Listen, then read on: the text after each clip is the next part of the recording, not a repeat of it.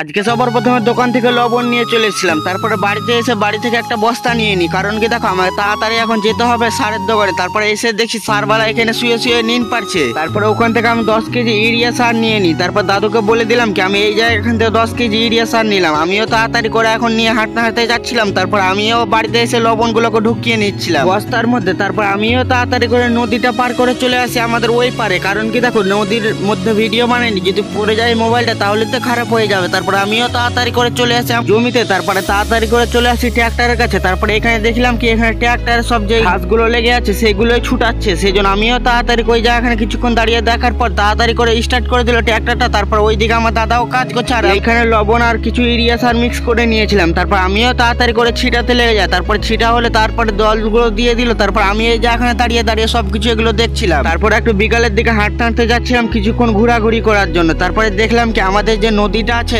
সে এখন নদীটা এখন আস্তে আস্তে জলগুলোকে শুকাচ্ছে। কিন্তু কয়েকদিন থেকেই বৃষ্টি হচ্ছে না, সেই জন্য জলগুলো আর কোথায় থাকবে, এখন ওইগুলো সব শুষে নিচ্ছে। তারপর আমিও তাড়াতাড়ি করে চলে আসি পুকুর পাড়ে। আর এই যে এখন আমিও তাড়াতাড়ি করে বসে যাই, যেহেতু এই জায়গা এখানে বসে থাকতে না হেব্বি ভালো লাগে বন্ধুরা।